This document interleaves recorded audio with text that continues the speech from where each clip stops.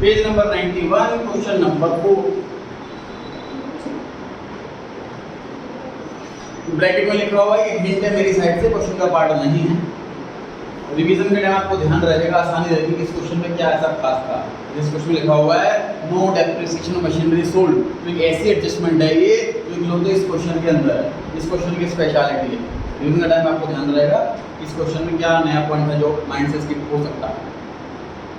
A purchase, a person का नाम है, बायर है, इसने परचेज करी है 1 अप्रैल 2011 को मशीनरी 194 की और 6000 रुपये इरेक्शन चार्जेस, जमीन खोद करके उसको मशीन को फिट करते हैं, उसका खर्चा है इरेक्शन चार्जेस।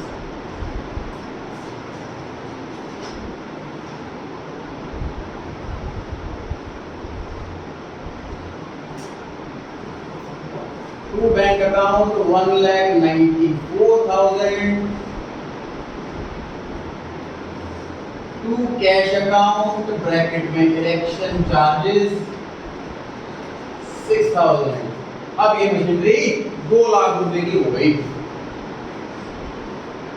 आगे लिखा है जी 1 जुलाई 2011, 3 महीने बाद additional machinery costing 1 lakh was purchase. Sir 3 महीने बाद भी हमने एक और मशीनरी खरीदी 1 लाख, तो दोनों मशीनरी हो गई है, फिक्स नाम हो जाए, नाम रख देते हैं, एक का M1 एक का M2, या AB या XY या फर्स्ट सेकंड, 2 मशीनरी होगी टोटल, पहली 2 लाख की, अगली 1 लाख। ऑन 1 जुलाई 2012, तो सर अगले साल की बात आ गई है, अभी हम 2011-12 में हैं और ये इंफॉर्मेशन अगले साल की है, तो इस साल में तो और कुछ नहीं हुआ, सिर्फ 2 परचेजिंग हुई है, उसके अलावा कुछ नहीं हुआ इस साल। तो हमें डेप्रिसिएशन लगाकर सीडीपीडी कर देना। डेप्शन के लिए सेकंड लास्ट लाइन में लिखा हुआ है depreciation was provided annually on 31 मार्च 10% के रेट से। वृंदा बताइए डेप्रिसिएशन लगाने की डेट। सर 31 मार्च 2012। 31 मार्च 2012, अकाउंटिंग ईयर है 2011 का।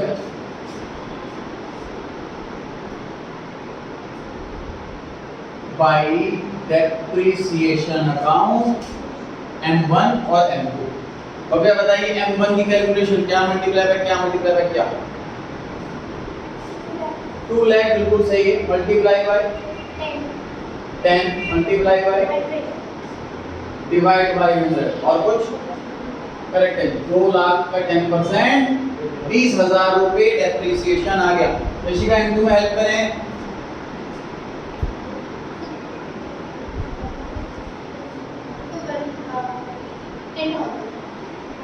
कैलकुलेशन बताओ, आंसर नहीं। प्रियांश सीक्वेंस से पूछूंगा, मैं नीचे कर लें। हाँ जी 1 लाख करेक्ट है, राजी करेक्ट करवाएं इसको। 8/12 आप कृति आप करेक्ट कराएं इसको।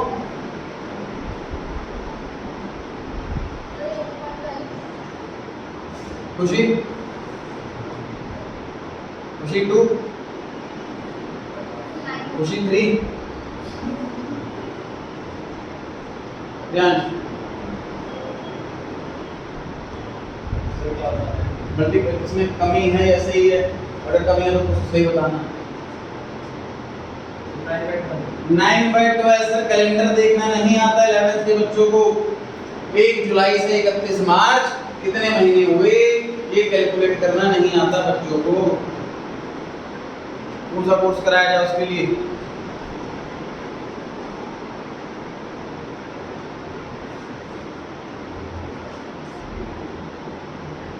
1 जुलाई को मशीन खरीदी है, 31 मार्च को साल खत्म हो रहा है, मंथ कैलकुलेट ही तो करना है। जुलाई का मंथ भी आएगा, मार्च का मंथ भी आएगा काउंटिंग में। इतनी लंबी काउंटिंग मत करा करो जुलाई 1 सितंबर से मार्च तक। दिमाग में इतनी क्या बात रखो कि पहला क्वार्टर नहीं है, बस अप्रैल मई जून का 1 क्वार्टर होता है, बस 1 क्वार्टर 3 महीने नहीं है, बाकी पूरा साल। मैंने बोला कि 3 महीने बाद एक और मशीन खरीदी है, 3 महीने बाद 12 में से 3 महीने तो नहीं बचे।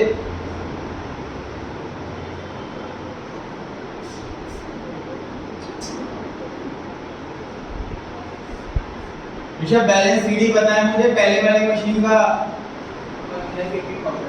1,80,000 करेक्ट है जी सर। 2 लाख की मशीन थी, 20,000 से घिस गई, 180 की बच गई। शुभम सेकंड मशीन का बताया मुझे बैलेंस सीडी। परफेक्ट है जी। 1 लाख की मशीन थी, 7,500 का डेप्रिसिएशन लग गया, 92,500 की बच गई। डाउट हो तो बताएं।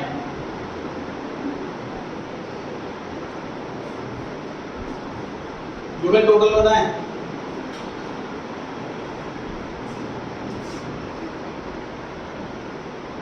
कॉन्सेप्ट बड़ा आसान है इस चैप्टर का, आसान नया है, लेकिन एक चैप्टर पे जब हम 20-30 क्वेश्चन कर लेंगे टिप्स पे हो जाएगा कॉन्सेप्ट। गलती एग्जाम में करके आओगे आधे बच्चे डेट की, आधे बच्चे कैलकुलेशन की, मल्टीप्लाई प्लस माइनस में गलती कर दोगे। ये सोच का इसका आंसर, इसका सॉल्यूशन क्या है, इस बीमारी का इलाज क्या है? Practice as max as possible. हमें कॉन्सेप्ट समझ आने के बाद, एक क्वेश्चन करने के बाद लगता है आ गया है, आपके जैसे क्वेश्चन ही तो है, अभी कॉन्सेप्ट आ गया। प्रैक्टिस नहीं करते हैं, प्रैक्टिस की बहुत ज़्यादा ज़रूरत है, वही आपके चांसेस एरर के घटाएगी। 3 लाख रुपए टोटल आ रहा है, तो टोटल का ध्यान रहे आमने सामने होना चाहिए, इसको ये दिखे, इसको ये दिखे।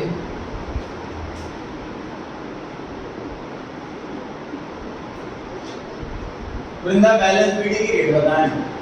First April 2012। करेक्ट है, 1 अप्रैल 2012। बैलेंस पीडी में ध्यान रखें, सीडी वाला अमाउंट ही लिखना है, टोटल वाला नहीं।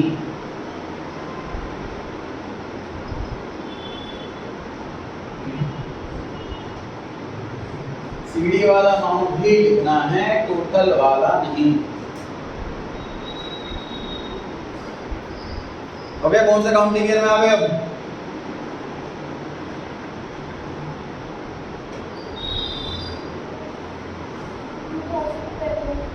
2012-13 में आ गए हैं, 2012-13 में आ गए हैं। इसमें लिखा है कि फर्स्ट, मैं पढ़ रहा हूँ सेकंड लाइन का लास्ट, रीड करें। 1 जुलाई 2012 the machinery purchased on 1 April 11 having become obsolete। obsolete का मीनिंग लिख लें outdated, obsolete का मीनिंग लिख लें outdated। इसका कौन सी मशीन आउटडेट हुई है, पहले वाली कि दूसरे वाली? पहले वाली। डेट पढ़ो क्या लिखी है यहाँ पर, 1 अप्रैल 11। 1 अप्रैल 11 को कौन सी मशीन खरीदी थी, M1 के M2? M1 खरीदो। M1 ऑब्सोलीट हुई है, आउटडेटेड हुई है, और वो हमने 1 लाख रुपए में बेच दी। आगे लिखा है on the same date new machinery was purchased at a cost of 150। तो ये तीसरी मशीन हो गई 150 वाली, M3 वाली हो गई। आगे डेप्रिसिएशन प्रोवाइड कर रहे हैं 31 मार्च को 10%। उसके नेक्स्ट लाइन जो है ये अलग लाइन है जो इसी क्वेश्चन में है पूरे चैप्टर के अंदर, ध्यान से पढ़ें। No depreciation need to be provided on a machinery sold for that part of the year in which sale। इसका मीनिंग समझाता हूँ कि क्या है, आप यहाँ तक नोट करने के बाद आगे नोटिंग रोक दें। यहाँ तक नोट करने के बाद आगे नोट नहीं करेंगे। सुनिए, 1 अप्रैल को इन दो मशीन की वैल्यू कितनी है जी? हमने M1 नया साल शुरू होते ही नहीं बेच दी, 3 महीने यूज करी है, उसके बाद बेची। ऐसे हुआ है, डेट पढ़ सकते हो आप सेल की 1 जुलाई 2012 और ये 1 अप्रैल 12। हमने 3 महीने M1 M2 यूज करे, M1 हमने 3 महीने बाद ही बेची। तो अब सॉल्व कैसे करना चाहिए हमको इसको? भाई 3 महीने यूज करी है, उस पर डेप्रिसिएशन भी लगेगा। 2 लाख की मशीनरी, 10% का रेट और 3 मंथ का टाइम, ये 5,000 रुपए डेप्रिसिएशन आएगा। बाई बैंक अकाउंट यहाँ पर आएगा सेलिंग प्राइस, क्वेश्चन में गिवन है 1 लाख। फिर यहाँ आएगा लॉस ऑन सेल, देखिए लॉस में कैसे निकालेंगे? 180 की मशीनरी, उस पर डेप्रिसिएशन लग गया 5, वैल्यू कितनी बची इस मशीन की? 175। भाई मशीन स्टार्टिंग में 2 लाख की थी, एक साल इस्तेमाल कर लिया, 20,000 रुपए की घिस गई। ये मशीन बची 180 की, 3 महीने और इस्तेमाल कर लिया और घिस गई 5,000 रुपए की। अभी बच गई 175 की। 175 वाली हमने 1 लाख में बेची। क्या लगता है, प्रॉफिट हुआ है कि लॉस हुआ है? लॉस हुआ है भाई, सस्ते में बेच दी। 175 की 1 लाख में बेच, सस्ते में तो बेची है। 1,75,000 की आइटम 1 लाख में बेची, 70,000 इसका लॉस है। सिंपल, ठीक है। क्रॉस चेक करना भी हो तो इसका टोटल 180 के बराबर आना चाहिए। बेसिकली इस अकाउंट के डेबिट साइड में दो अमाउंट है, 180 और 92,500। हम 180 वाली बेच रहे हैं, तो हमें इस अकाउंट से 180 को हटाना, डिलीट करना। तो डेबिट साइड से अगर कोई चीज डिलीट करनी हो, इसका इकलौता एक ही तरीका, क्रेडिट करो। हमने 180 से क्रेडिट कर दी, चेक कर सकते हो, रोल नहीं होगा 180 आ रहा है। हर क्वेश्चन में ऐसे ही सॉल्व करना है, मैंने अभी कराया। इस क्वेश्चन में ऐसे सॉल्व नहीं करना। हर क्वेश्चन में जितने भी क्वेश्चन चैप्टर के अंदर है, चाहे बुक में जाकर नोट्स में, सभी का सॉल्व ऐसे ही करना है। लेकिन सिर्फ इस क्वेश्चन में ऐसा नहीं करना। इस क्वेश्चन में एक स्पेशल रिक्वायरमेंट है। पढ़े क्या रिक्वायरमेंट है दोबारा से? पढ़ना लास्ट लाइन के अंदर, no depreciation need to be provided. Depreciation लगाने की कोई आवश्यकता नहीं है। कब? जब मशीन बेची हो, machinery sold, and that part of the year in which sale, this part हमने जो प्रोपोर्शनेट जो मंथ है, जो हमने कुछ महीने के उसके लिए फिर बेची, तो महीने पर डेप्रिसिएशन मत लगाओ। मतलब क्वेश्चन ये कहना चाह रहा है कि ये वाला काम आपको नहीं करना इस क्वेश्चन में। ये भी हट जाएगा, ये वाला अमाउंट भी बदल जाएगा।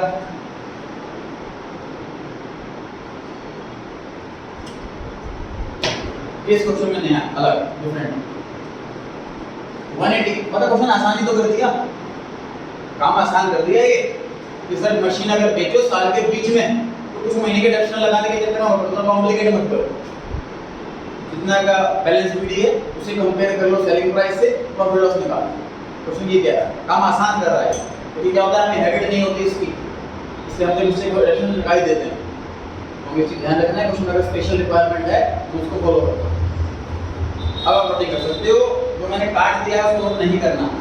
मतलब लिखोगे क्रेडिट साइड में पहले बाय बैंक 1 लाख, उसके बाद by loss on sale 180 minus 1 lakh 80,000। अब नोट कर सकते हैं। नोट नहीं करना उसको रख दो, रहने दो ऐसा कर ऐसा।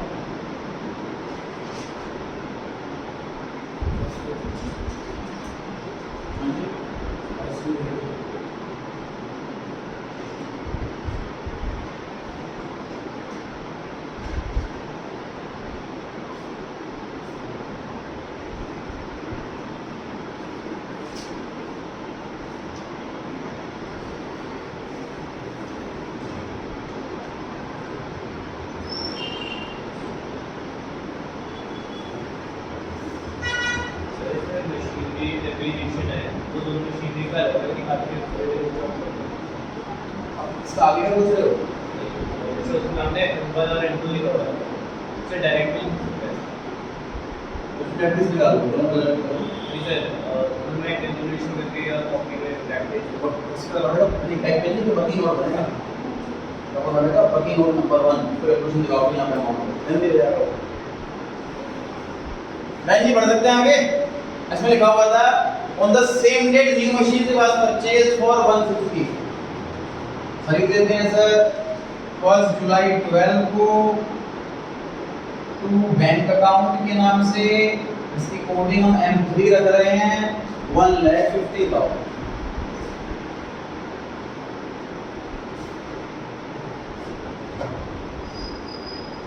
उसकी बारी चल रही थी, उसी का आपकी बारी।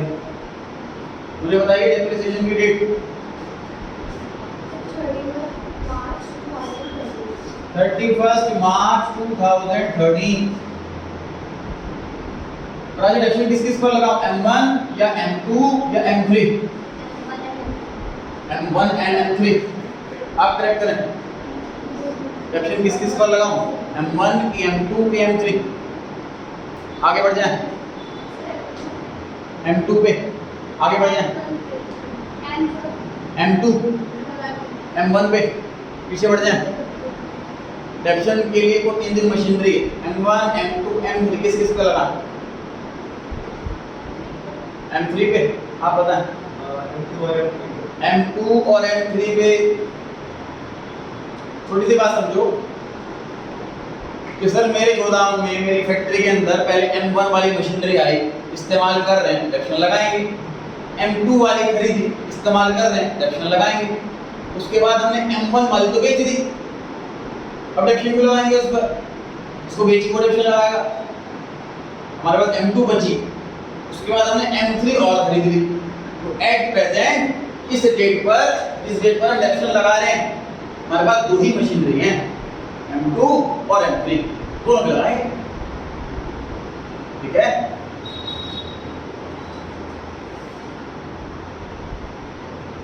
कृष्णा हेल्प करें कैलकुलेशन में M2 की। करेक्ट है, 1 लाख रुपीस की कॉस्ट है, 10% का डेप्रिसिएशन का रेट है, डेप्शन आ गया 10,000। बिल्कुल करेक्ट है। इसे हेल्प करें M3 का डेप्शन निकालना है। क्या आंसर मत बोलना, कैलकुलेशन बोलना। 1,50,000 बिल्कुल सही है कि कॉस्ट थी इसकी इंटू 9/12, क्योंकि 9 महीने यूज करिए। ये भी 1 जुलाई को खरीदी है और 31 मार्च में खड़े हैं। 10/100 का रेट है। और कितना अमाउंट है बताए कोई? 11,250 यही लगा।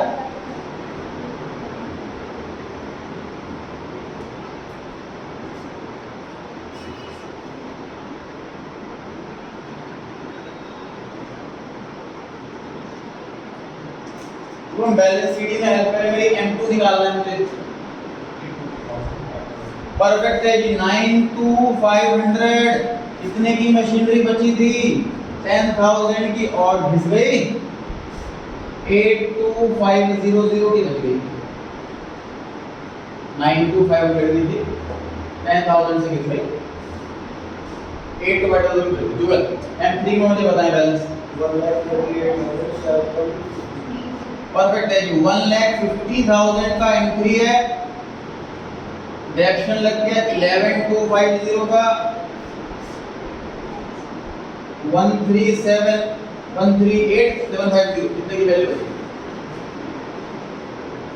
बताइए अगर कितना आ रहा है?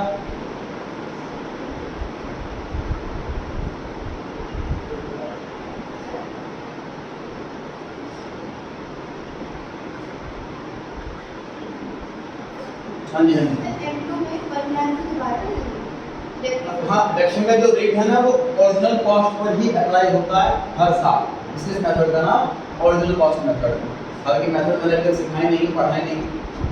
सर अगर हमने सेकंड हैंड में सीख रखी तो जिस प्राइस में खरीदी उस प्राइस में डेप्रिसिएशन ऐसे उसके अलावा कौन सा ऑप्शन है?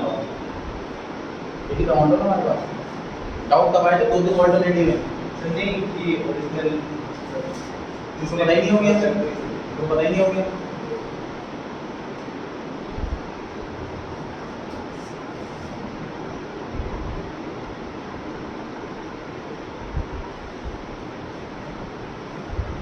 फोर 2,2,500 और दोनों साइड लिख लें। क्वेश्चन कंप्लीट हो गया है। कोई भी डाउट हो तो पूछिए, डाउट नहीं है तो फिर से फॉर्मेट बनाइए।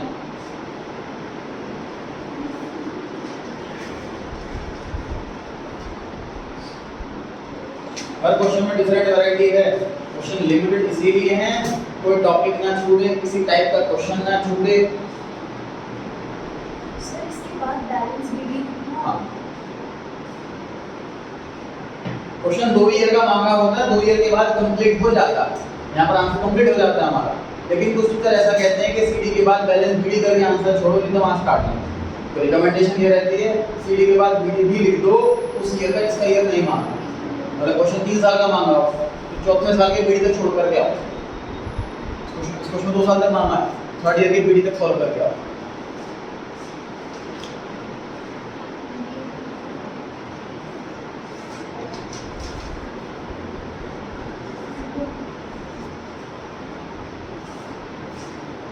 फॉर्मेट बनाया अगले क्वेश्चन के लिए। फॉर्मेट बना लिया अब तो रीड करना स्टार्ट करते हैं।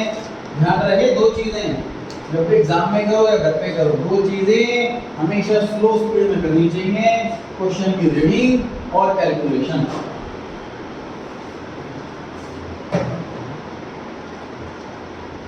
अगर अबव एवरेज बच्चों के मार्क्स एग्जाम में कटते हैं तो उसकी सिर्फ दो ही वजह रहती है, क्वेश्चन ठीक से रीड नहीं करा या कैलकुलेशन में गलती करी।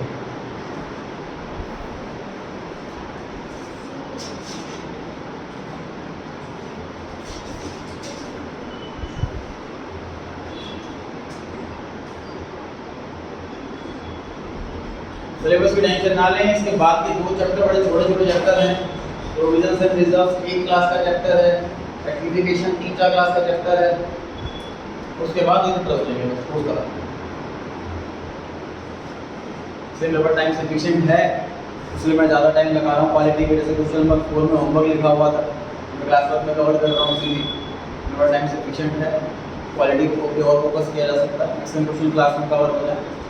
बाकी घर पे आप रिवीजन वाला पार्ट करते रहें और एक्स्ट्रा प्रैक्टिस के लिए भी ये वाले क्वेश्चंस करते रहें। Question number 5, on 1 October 2009 company ने एक सेकंड हैंड मशीनरी खरीदी है 2 लाख रुपए की और 30,000 रुपए खर्च करें इंस्टॉलेशन। चलो जी खरीदो।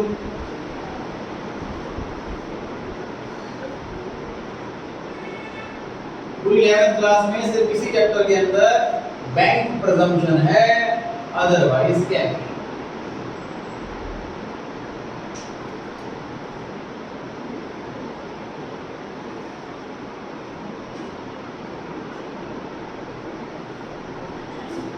तो ये मशीन हो गई 2,30,000 की। उसके बाद लिखा है जी 1 जनवरी 2010। तो मुझे बताएंगे सेम ईयर है कि नेक्स्ट ईयर है? सेम ईयर है, नोटिस करें सभी। 1 अक्टूबर 2009 और 1 जनवरी 2010 ये सेम ईयर है। अकाउंटिंग ईयर 2009-10 इसी ईयर में लाई करेंगे दोनों डेट। क्लियर है सभी को? आगे इस डेट पर कंपनी ने नई मशीनरी खरीदी है 1,20,000 खरीदी है। दो मशीनरी हो गई, नाम दे देते हैं M1 और दूसरे वाले पर डेट है 1/1/10।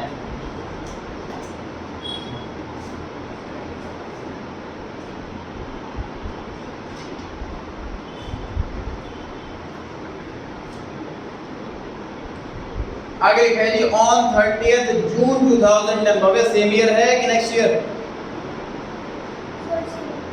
नेक्स्ट ईयर है।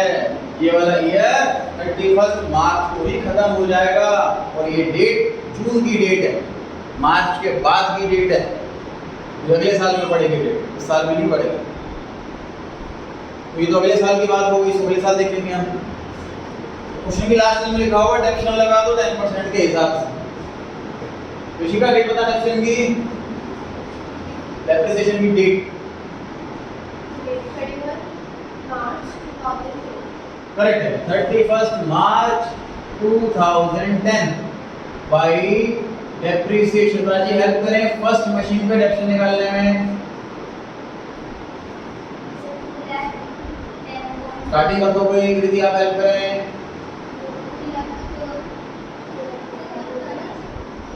M1 पे डेप्शन की कैलकुलेशन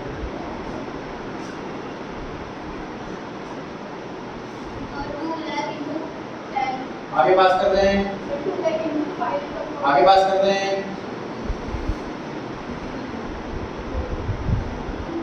पीछे पास कर दें। व्यांश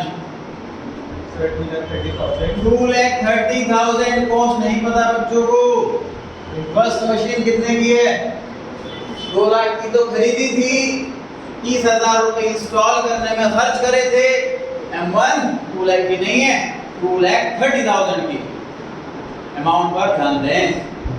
मल्टीप्लाई बाय 10/100 डेप्रिसिएशन का रेट 10% है।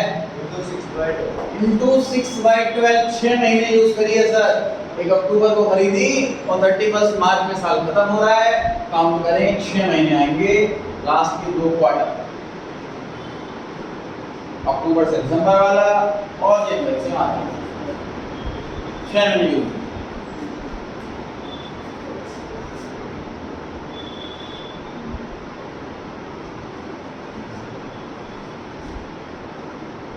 कृष्णा M2 पे ऑप्शन निकालने में हेल्प करें, अमाउंट नहीं चाहिए, कैलकुलेशन चाहिए।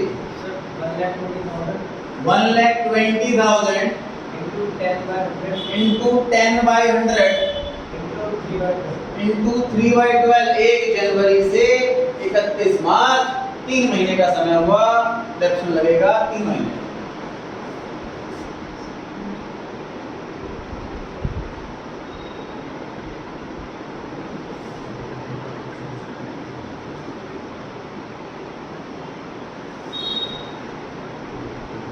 कैलकुलेशन क्रॉस चेक करते हैं सभी।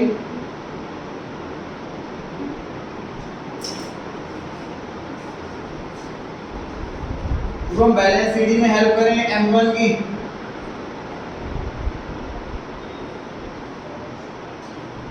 अब चाहो कैलकुलेशन बोलिए, आंसर नहीं, this minus this plus this,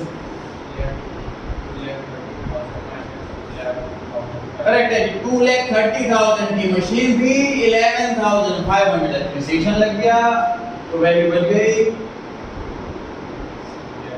check करो ये आ रही है।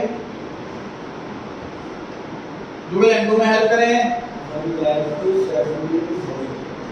करेक्ट है। 1,20,000 की मशीन थी, 3,000 रुपए डेप्रिसिएशन लग गया, तो 1,17,000 की बच गई।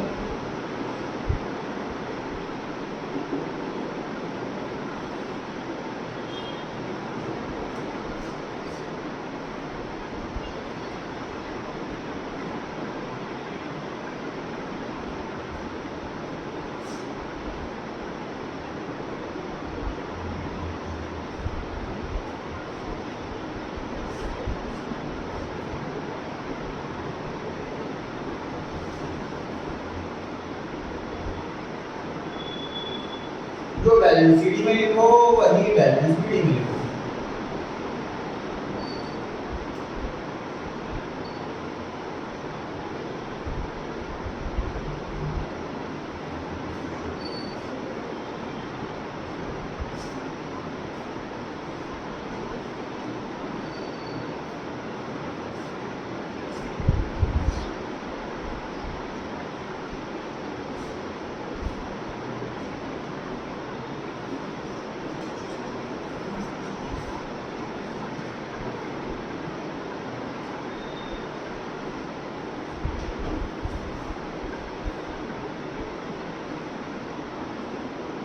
बढ़े जी आगे।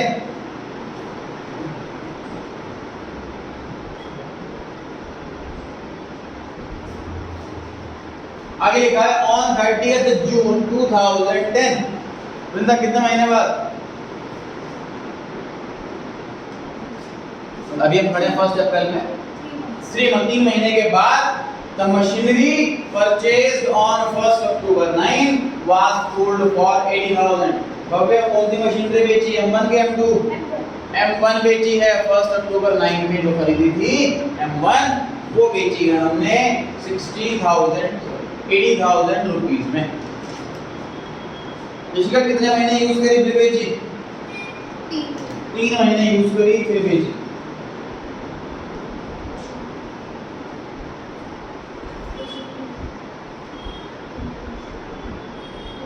डिडक्शन निकालने में हेल्प करें, स्टेप्स बताएं।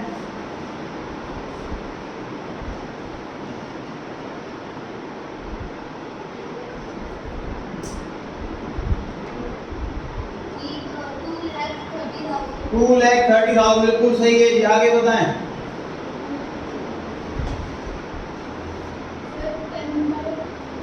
अभी आपके पास नहीं हुआ? 10/100 आगे आंसर ना बोले भाई, अपने वाले का वेट करें, एग्जाम में तो अलग देना है। 2,30,000 की मशीन है, 10% डेप्रिसिएशन का रेट है, 3 महीने यूज करिए, अप्रैल मई जून, फिर बेचिए। अब कैलकुलेशन बता दो। आंसर बताओ कितना है खुशी।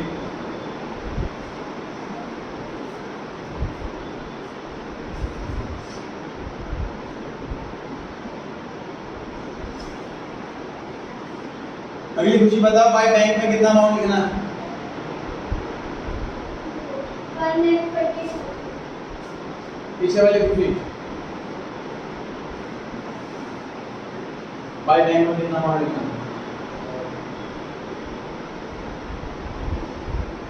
पूछना 80,000। इसमें सोचने वाली बात है, तो मैं तो पूछ भी नहीं रहा था ये, अगर क्या क्वेश्चन पूछ ली तो क्वेश्चन में दे रखा है 80,000 में बीच।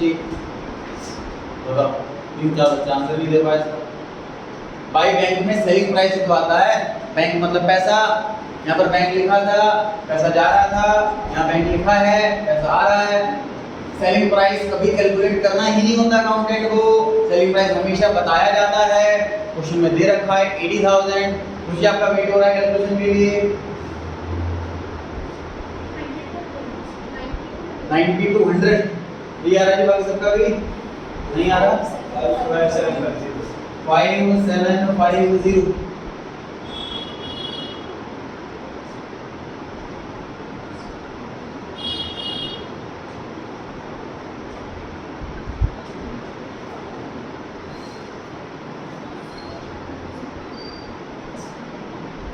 अच्छा, लॉसों से निकालने में हेल्प करें कैलकुलेशन के साथ।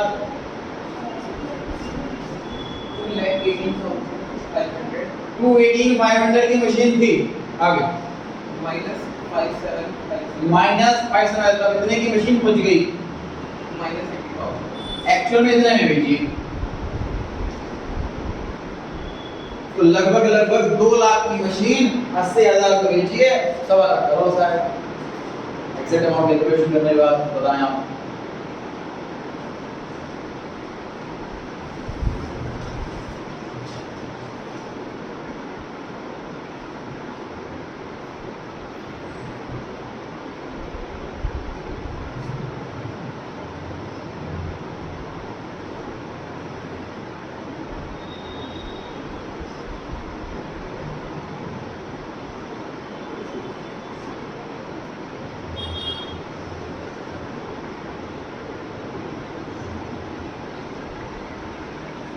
बाकी सब खुद से कैलकुलेट करें।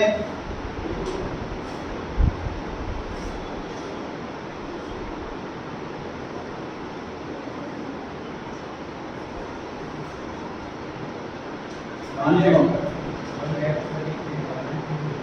132 बता रहा हूँ 132,750 132,750 कितना लॉस आ रहा है? क्लियर है? क्वेश्चन कंटिन्यू कर रहे हैं।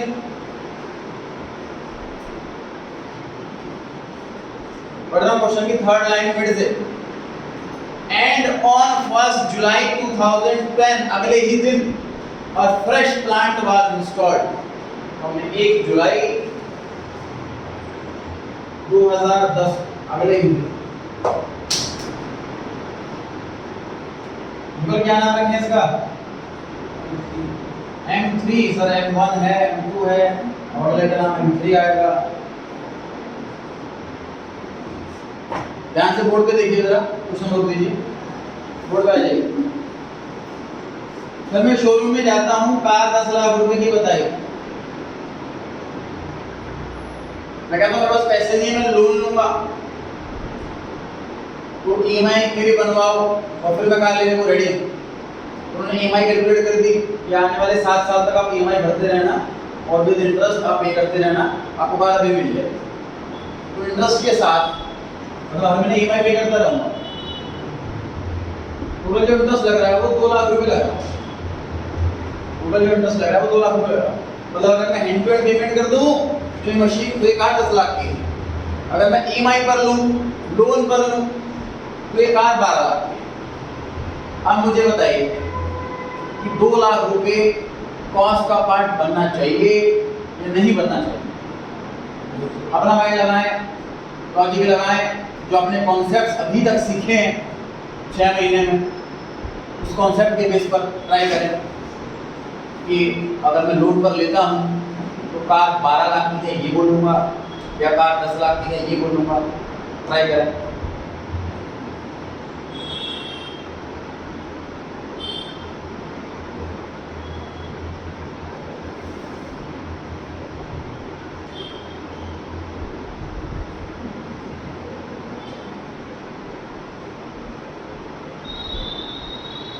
चलिए 10 लाख वाले हैंड रेज करें।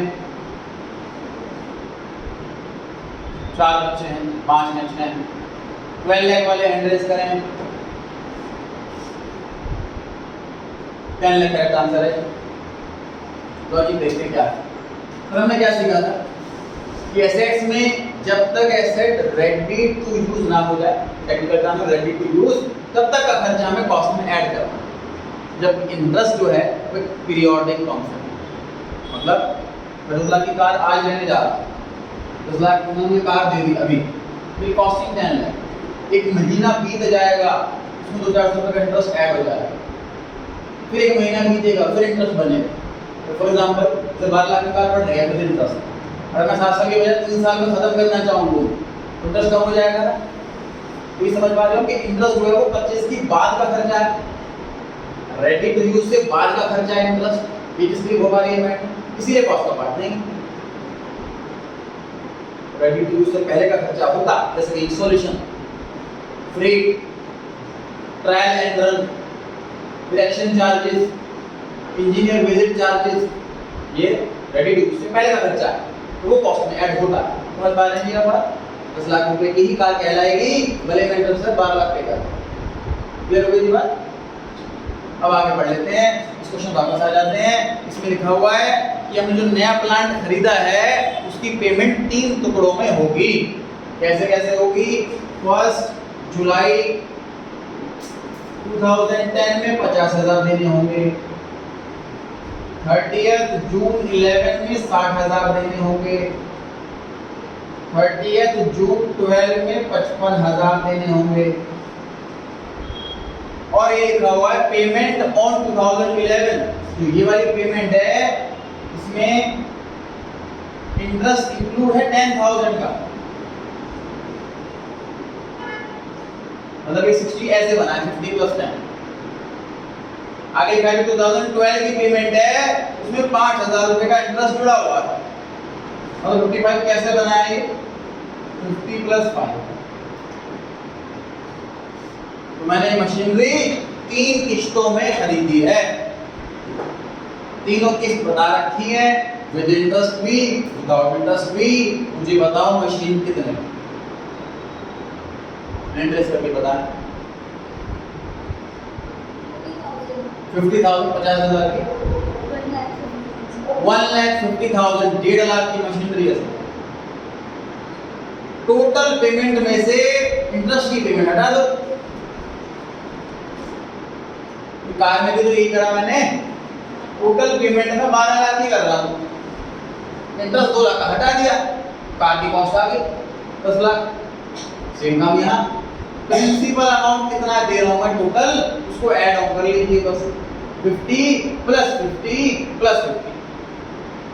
मतलब ये मशीन टोटल मुझे पड़ रही है 1,65,000, जिसमें कि 15,000 रुपए इंटरेस्ट है। समझ, 10 लाख रुपए की कार यहाँ है, 1.5 लाख की मशीन यहाँ है, 2 लाख का इंटरेस्ट यहाँ है, और 10 और 5 15 का इंटरेस्ट यहाँ। ये है मशीन, कार की जगह मशीनरी देख लो।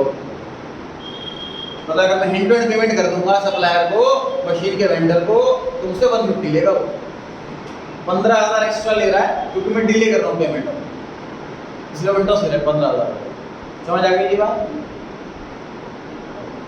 तो इस क्वेश्चन में ये चीज़ नहीं सीखने वाली थी कि हमें इंटरेस्ट इग्नोर करना होता है मशीन की कॉस्ट जानने के लिए। ऐसा नहीं कि सर इंटरेस्ट रिकॉर्ड ही नहीं हो रहा, सर इंटरेस्ट दे तो रहे, रिकॉर्ड तो होना चाहिए। रिकॉर्ड बिल्कुल होगा, लेकिन अपने अकाउंट्स की जगह में होगा, कैश बुक में होगा, जर्नल में होगा, मशीनरी अकाउंट में नहीं होगा। इस चैप्टर में सिर्फ मशीनरी अकाउंट मांगा है, तो मैं सिर्फ अपने काम की चीज़ से मतलब। मशीनरी हमने खरीदी किससे है, उसका नाम मेंशन नहीं है, तो हम लिखेंगे वेंडर।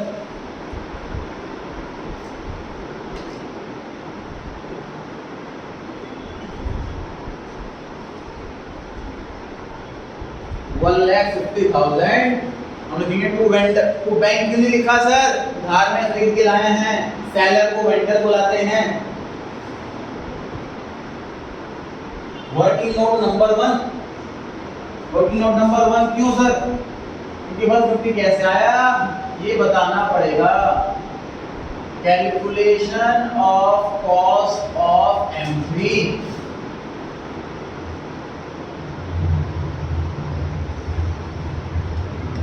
पेमेंट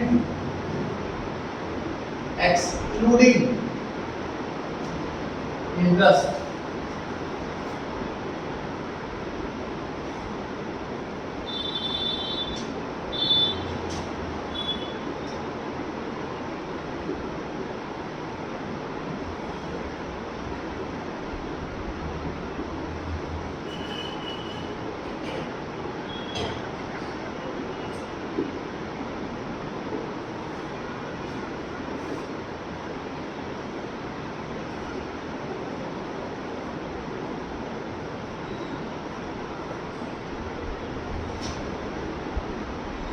वन 150 कैसे आया ये मैं बताना होगा एग्जाम में, वर्क नंबर बनाना।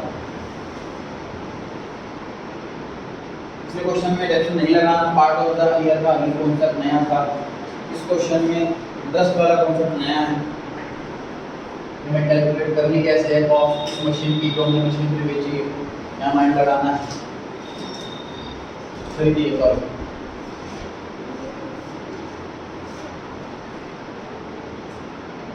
नोट कर लिया जी सभी ने?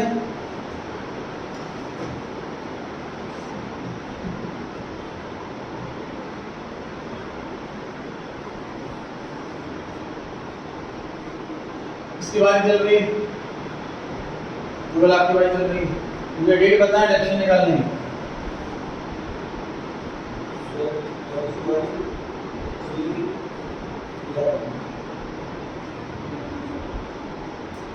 इंट्रोडक्शन कौन कौन सी मशीन पर लगा है? M1 या M2 या M3? M2 और M3 को भी M1 तो बेच दी, M1 हमने बेच दी है, M2 हमारे पास है, M3 भी हमने खरीद ली है। एट प्रेजेंट हमारे पास दो मशीनरी है, एक M2 और एक M3। हो गया M2 का डायरेक्शन निकालने में, को हेल्प करें।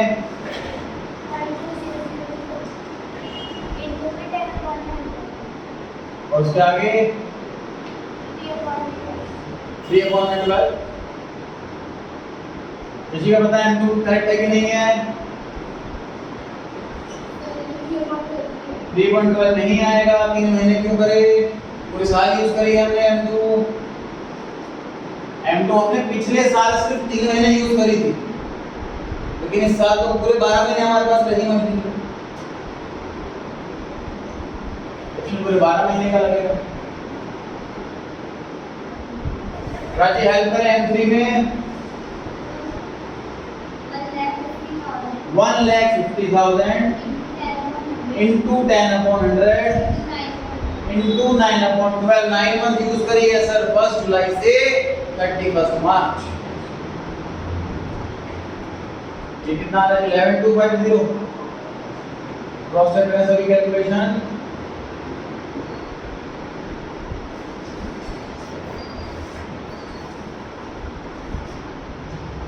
कृति बैलेंस सीडी में हेल्प करें। M2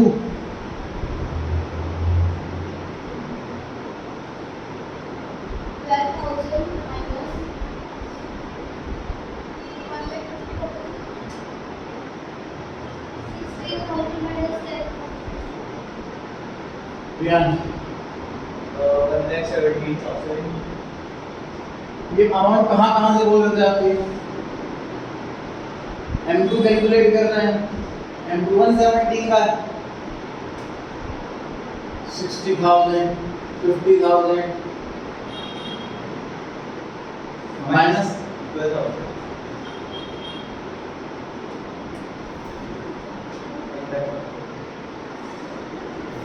M3 में हेल्प करें। 1,50,000 11,250 -1,50,000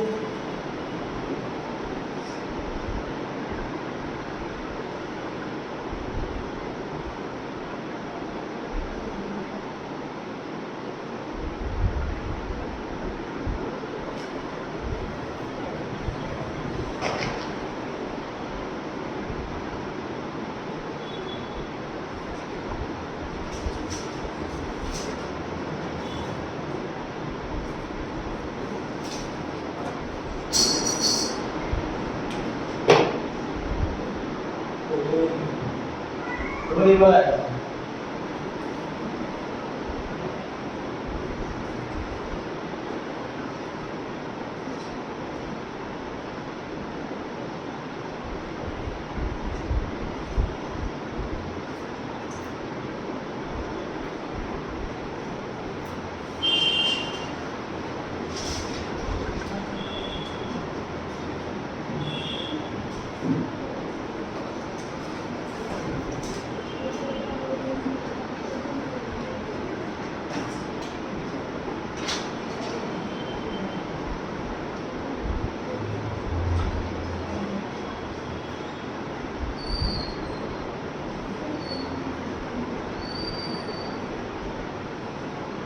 रणजी रीड करें।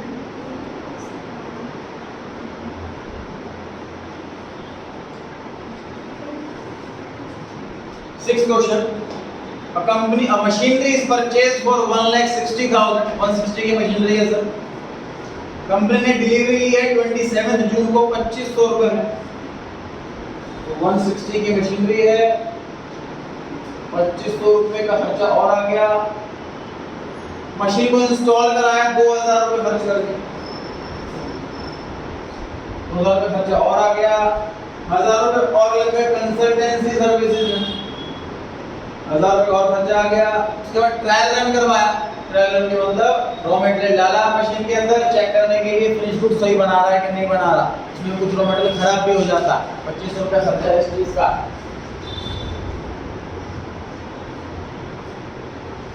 Machine was to use on 1 April, useful life 3 साल है सर। मशीन की लाइफ जो है वो सिर्फ और सिर्फ 3 साल। Scrap value at the end of the year was expected to be 12,000। Scrap value plus होती है कि माइनस? माइनस होती है स्क्रैप वैल्यू 12,000 रुपए की। फॉर्म यूज करती है मेथड पढ़ाएंगी। मशीन के अकाउंट बनाओ, अज्यूम करो मशीनरी बेच दी 13,000 में 3 साल के बाद। डेप्शन का रेट पूरे क्वेश्चन में अवेलेबल नहीं है, लेकिन हमने पहले से ही सीखा हुआ है। सारे कॉस्ट को ऐड करो, स्क्रैप वैल्यू माइनस करो, लाइफ से डिवाइड करो, तो डेप्रिसिएशन आता है। सॉल्व करें, बताएं कितना आ रहा है। मेन आंसर का पार्ट है, फर्क नहीं है, आगे पीछे मत करना। पीछे कर लेता हूं, आगे कर लेता हूं।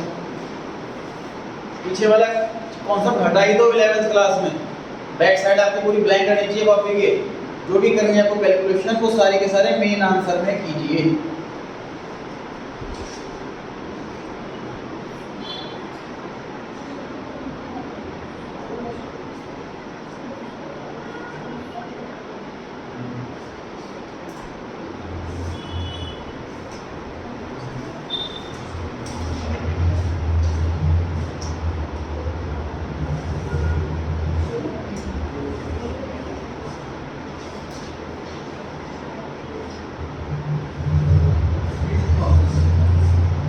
जी 52,000 क्रॉस चेक करें सभी। इन सबको ऐड करके कितना आ रहा है? 168। प्रोडक्शन कितना आया?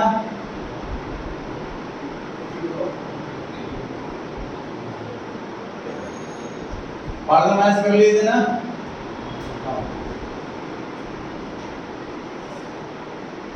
बना दीजिए फटाफट सर। 3 साल का बनना है, एक ही मशीनरी है, ज्यादा टाइम नहीं लगने वाला है।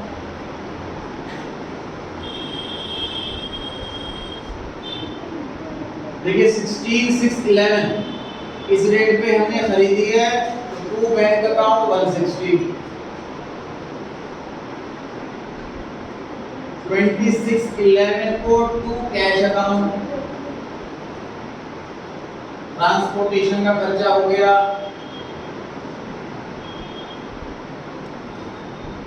15th जुलाई 11 to cash account.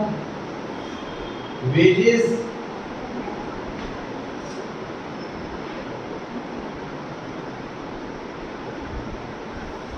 Wages 2000, consultancy 1000।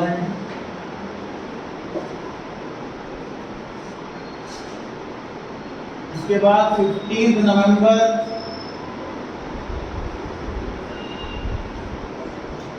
To cash account, trial run चला है 2500। उस पूरे साल में बच्चे बॉस को टाइम नहीं मिला, मशीन खरीदी, 2 महीने बाद ट्रांसपोर्ट करवाई, फिर कुछ दिन के बाद मशीन रखवाई, कंसल्टेंसी फीस दी, कुछ महीने बाद ट्रायल रन करवाया और 31 मार्च 2012 साल का एंड आ गया, लेकिन मशीनरी एक बार भी यूज नहीं करी। तो पहला क्वेश्चन है, इसमें डेप्रिसिएशन लग ही नहीं रहा पहले साल, पूरे साल डेप्रिसिएशन लग ही नहीं रहा। उसकी वजह यह है रेडी टू यूज नहीं है।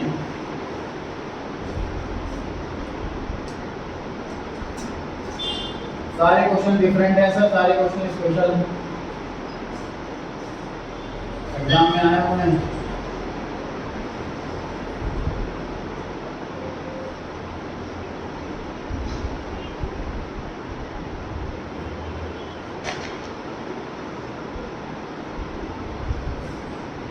बस खर्चा करते रहे, कॉस्ट में ऐड करते रहे और सीडी पीडी करके हमने पहला साल कंप्लीट कर दिया।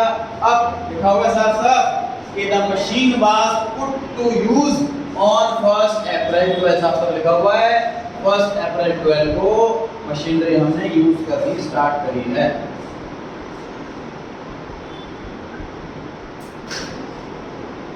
डेप्थ हम पहले कैलकुलेट कर चुके हैं सर।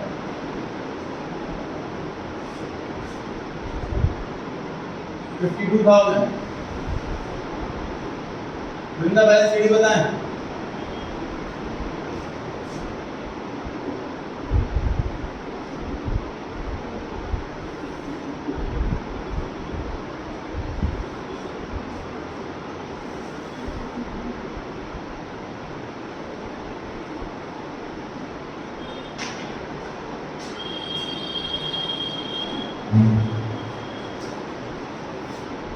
फर्स्ट अप्रैल 13 अगले साल आ गए जी। जो अमाउंट बैलेंस सीडी में वही अमाउंट बैलेंस बीडी में।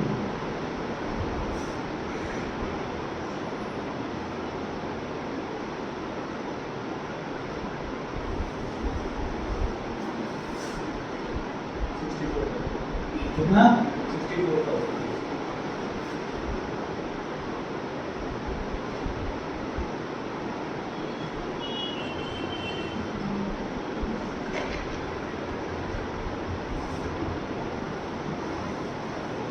कोई परचेजिंग नहीं हो रही, कोई सेल नहीं हो रही, इसलिए सिंपल डेप्शन सीडी। नॉर्मली हर साल ऐसे ही होता है, क्योंकि फिक्स्ड एसेट्स बहुत रेयरली, बहुत कई सालों में एक आध बार खरीदी बेची जाती है।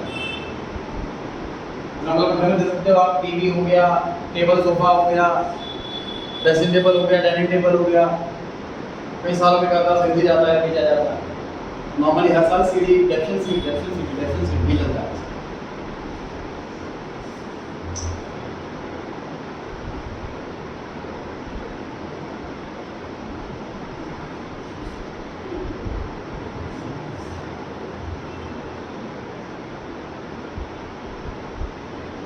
ये क्या है, आगे इसका तीसरा साल, आखिरी साल।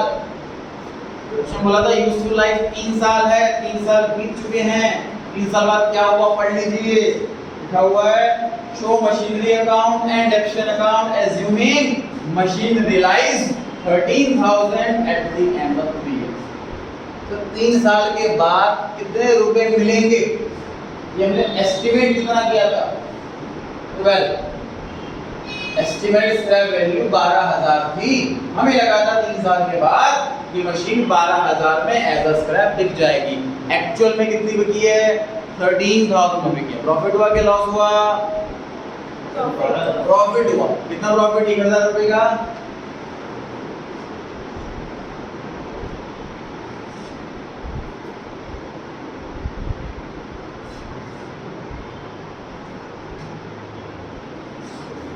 क्या लेते हैं सर 13,000 में कैसे इसका क्वेश्चन में ये ना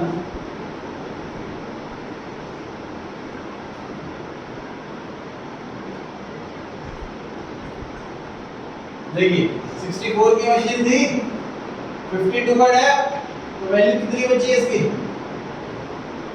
12,000 वैल्यू बची, 12 वाली चीज 13 में बेची, 1000 रुपए का प्रॉफिट। ये अकाउंट नहीं क्लोज हो गया, कोई डेप्रिसिएशन नहीं निकलेगा, कोई सीडीबीडी नहीं निकलेगा, क्योंकि एक ही मशीन थी वो बेच दी।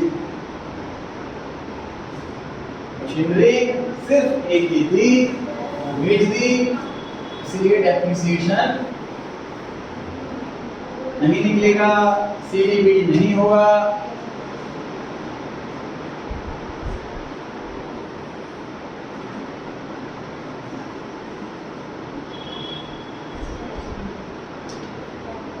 क्वेश्चन में डेप्रिसिएशन अकाउंट भी मांगा, show machinery account and depreciation account. बहुत रेयर क्वेश्चन में मांगा गया है, लेकिन ऐसा नहीं है कि बिल्कुल अनइम्पोर्टेंट है। मतलब 10 बच्चे पेपर दिखाते हैं अपने स्कूल का, 10 में से एक पेपर में पे जाकर एक्शन अकाउंट भी मांगा होगा, इससे मैंने क्वेश्चन भी बड़े कम रखे हुए हैं। इसी मशीनरी अकाउंट के क्रेडिट साइड में लिखा है डेप्रिसिएशन, तो आप लेजर को देख करके एंट्री पढ़ सकते हो। मतलब एंट्री क्या होगी? मशीनरी अकाउंट के क्रेडिट साइड में लिखा है bye depreciation, depreciation account debit हुआ होगा, क्योंकि क्रेडिट साइड के पर्टिकुलर्स में डेबिट साइड आता है, तो एंट्री हुई होगी depreciation account debit machinery, entry हुई होगी। अब इसकी लेजर पोस्ट अकाउंट में नहीं कर सकते क्या? कर सकते हैं। किस साइड पोस्टिंग करूं? डेबिट अकाउंट डेबिट हो रहा है, यहाँ पे डेबिट लिखेंगे। 31 मार्च 30 टू मशीनरी अकाउंट।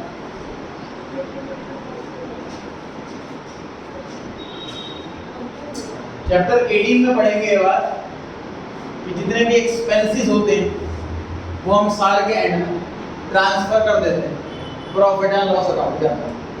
डेप्रिसिएशन भी एक्सपेंस है, इसलिए हम इसको ट्रांसफर कर रहे हैं by profit and loss account 52,000। Expense का बैलेंस सीडीबीडी नहीं आता, क्योंकि सारे एक्सपेंस साल के एंड में खत्म हो जाते हैं, पहला साल पूरा होगा। उसके बाद एक्शन लगाया हमने 31 मार्च 14 में,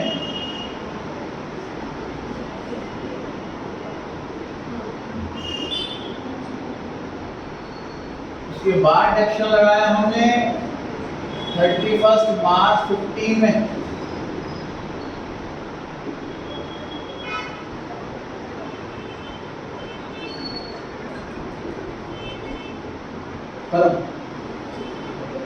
एक्सपेंस है, एक्शन लगेगा और चला जाएगा पीएनआर के अंदर, खत्म अकाउंट, ना सीडी ना बीडी।